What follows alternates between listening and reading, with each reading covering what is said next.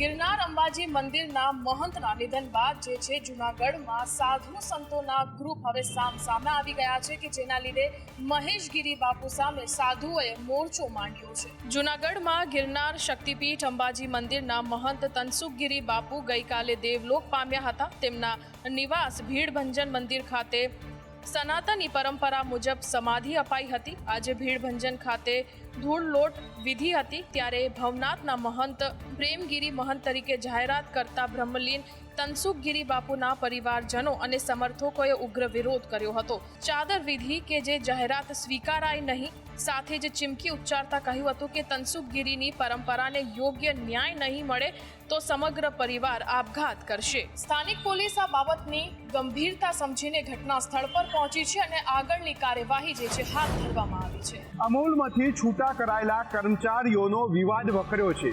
24 કલાકમાં કર્મચારીઓને પરત લેવા માંગ ઉઠી છે। અમૂલ પ્રશાસન દ્વારા ઠસરા પંથકના કર્મચારીઓને રાતોરાત નોકરીમાંથી છૂટા કરી દેવામાં આવ્યા છે, જેને લઈને કર્મચારીઓમાં રોષ જોવા મળ્યો છે। કર્મચારીઓને 24 કલાકમાં પરત લેવા માંગ ઉઠી છે અને જો પરત નહીં લેવામાં આવે તો આંદોલનની ચીમકી ઉચ્ચારવામાં આવી છે। કેસરસિંહ સોલંકી, રાજેન્દ્રસિંહ પરમાર અમૂલ પહોંચ્યા હતા। આ ઉપરાંત નટવરસિંહ મહિડા પણ કર્મચારીઓ સાથે અમૂલ પહોંચ્યા હતા અને અમૂલના એમડી અમિત વ્યાસને આવેદનપત્ર સોંપ્યું હતું। અહીં સુરક્ષાના ભાગરૂપે પોલીસ બોલાવવાની ફરજ પણ પડી હતી।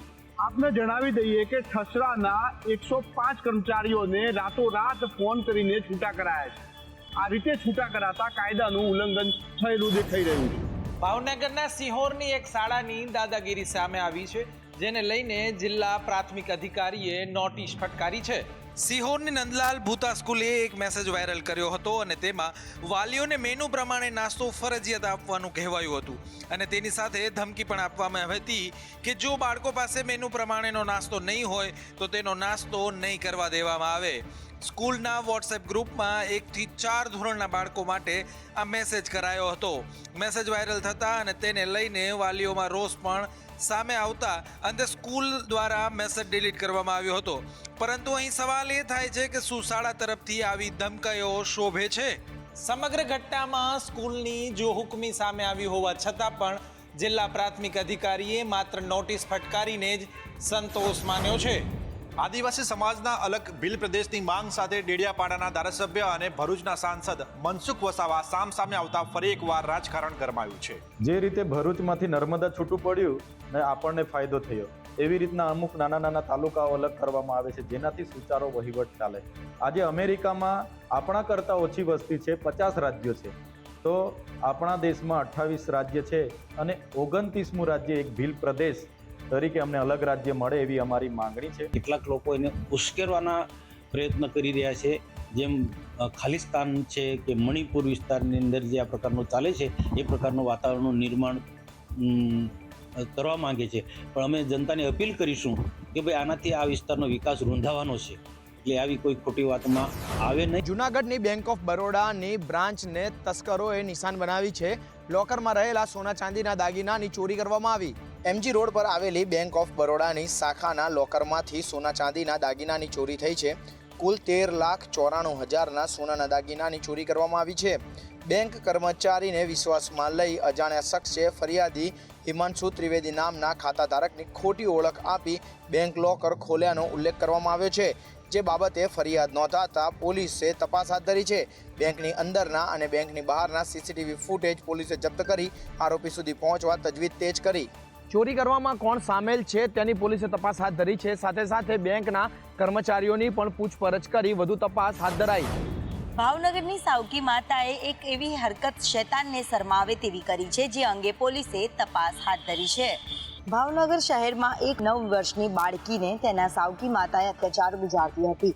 હાથ પગ બાંધી મોઢે પ્લાસ્ટિક ટેપ લગાડી માથાના વાળ કાપી નાખ્યા હતા। ભૂખના પેટે બાળકીને ઘરમાં પૂરી રાખતી હતી। સાવકી માતાના આવા અત્યાચાર જોઈને આસપાસના રહેવાસીઓ ફફડી ઉઠ્યા હતા।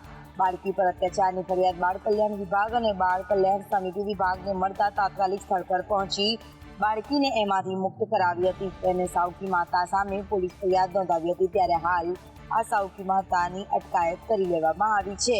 જો કે પોલીસ તપાસમાં બહાર આવ્યું છે કે આ સ્ત્રી છેલ્લા 2 વર્ષથી બાળકી પર અત્યાચાર ગુજારતી હતી। તે દિશામાં પોલીસે વધુ તપાસ હાથ ધરી છે।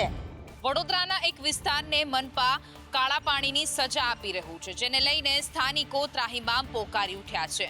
વડોદરાના છાણીના એકતાનગરમાં સ્થાનિકો હાલ હેરાન પરેશાન થઈ ગયા છે. નળ ખોલતા જ અહીં કાળા કલરનું પાણી આવે છે. છેલ્લા 6 મહિનાથી ડ્રેનેજ મિશ્રિત પાણી નળમાંથી આવે છે, છતાં તંત્ર આંખ આડા કાન કરી રહ્યું છે. સ્થાનિકોએ અનેક વખત રજૂઆત કરી છે, પરંતુ તેઓની સમસ્યાનું સમાધાન આવતું નથી. તંત્રના અધિકારીઓ કેમ કાળું પાણી આવે છે તેનો ફોલ્ટ પકડી શક્યા નથી. ડેપ્યુટી એન્જિનિયર યોગેશ વસાવાએ પણ આ અંગે કબૂલાત કરી છે. પ્રયત્ન છતાંય ફોલ્ટ પકડાતો નથી. આ સાથે તેઓએ કહ્યું કે બાંસ કન્ટામિનેશનના લીધે કાળું પાણી આવે છે. ઝડપી નિકાલ લાવવાના પ્રયત્નો ચાલુ છે. આ કાળા પાણીને કારણે વિસ્તારના નાનાથી લઈને મોટા બીમાર પડી રહ્યા છે અને લોકો રાહ જોઈ રહ્યા છે કે આ સમસ્યાનું નિરાકરણ ક્યારે આવશે. ખ્યાતિકાંડ બાદ આરોગ્ય વિભાગે આળસ મરડી છે. વડોદરાની હોસ્પિટલ સામે પગલાં ભર્યા છે. માંજલપુર વિસ્તારમાં આવેલી સનશાઇન ગ્લોબલ હોસ્પિટલ સામે કાર્યવાહી કરવામાં આવી છે. અહીં સર્જિકલ ઓન્કોલોજીની સારવાર આયુષ્યમાન કાર્ડમાંથી રદ કરવામાં આવી છે. ડોક્યુમેન્ટમાં ક્ષતિના કારણે 3 માસ માટે ઓન્કોલોજી સારવાર સસ્પેન્ડ કરવામાં આવી છે. આ અંગે હોસ્પિટલના યુનિટ હેડ ડોક્ટર મિલન સોલંકીનું કહેવું છે કે અમારી હોસ્પિટલ 10 વર્ષથી આયુષ્યમાન કાર્ડમાં સેવા આપે છે, પરંતુ હવે કેન્સરને લગતી સારવાર 3 મહિના માટે આયુષ્યમાન કાર્ડમાં નહીં કરી શકાય અને તેનો રિપોર્ટ પણ કેન્દ્ર સરકારને સુપરત કરવામાં આવ્યો છે.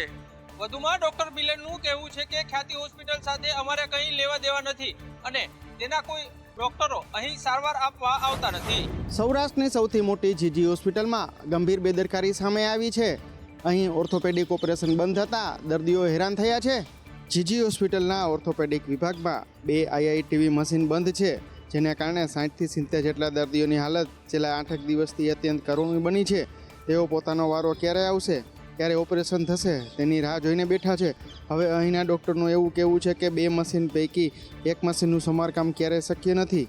આ મશીનનું એક વધારાના પાર્ટ તરીકે એક વેક્યુમ ટ્યુબ હોય છે, જે એકદમ તીવ્ર પ્રકાશ આપે છે અને તેની મદદથી નાનામાં નાના હાડકાનું અલાઇનમેન્ટ જોઈ શકાય છે અને સેટ કરી શકાય છે. પરંતુ હાલ તો દર્દીઓ ખાનગી હોસ્પિટલમાં ઓપરેશન કરવા મજબૂર બન્યા છે. કરોડો રૂપિયાના મશીનની દર્દીની મદદે ના આવતા લોકોમાં રોષની લાગણી ફરી વળી છે અને વહેલી તકે મશીન રિપેર કરવાની માંગ ઉઠી છે. રાજ્યમાં મેડિકલ માફિયાઓની હવે ખેર નથી, કારણ કે રાજ્યનું આરોગ્ય વિભાગ PMJY યોજના અંતર્ગત થતી પોલમપોલને બંધ કરવા માટે હવે નવી SOP તૈયાર કરી રહ્યું છે. આજે ભૂપેન્દ્ર પટેલની અધ્યક્ષતામાં કેબિનેટ બેઠકનું આયોજન કરવામાં આવ્યું હતું. કેબિનેટ બેઠકમાં ખ્યાતિ હોસ્પિટલ કાંડને લઈ ચર્ચા કરવામાં આવી. પ્રધાનમંત્રીની આ યોજનાને લઈ અને થયેલી વિસંગતતાઓ અને ગેરરીતિને લઈ મુખ્યમંત્રી પણ નારાજ થયા હતા અને તેમણે આરોગ્ય વિભાગ સામે પોતાની નારાજગી વ્યક્ત કરી હતી. આ સાથે PMJY યોજના માટે હોસ્પિટલોની કડક SOP બનાવવા માટે સૂચના આપવામાં આવી છે. SOPની અમલવારી નહીં કરનારા સામે મુખ્યમંત્રીએ કાર્યવાહી કરવા માટે આદેશ આપ્યા છે. જો કોઈપણ હોસ્પિટલ આવી ખોટી સારવાર થાય અથવા તો કાર્યવાહીમાં SOPનું ઉલ્લંઘન થતું હોય. અમદાવાદના વસ્ત્રાપુર ખાતે આવેલી ખ્યાતિ હોસ્પિટલમાં થયેલી ઘટના બાદ હવે આરોગ્ય વિભાગ એક બાદ એક પગલાં લઈ રહ્યું છે. ખ્યાતિકાંડને લઈ ક્રાઇમ બ્રાન્ચની તપાસ તેજ બની છે.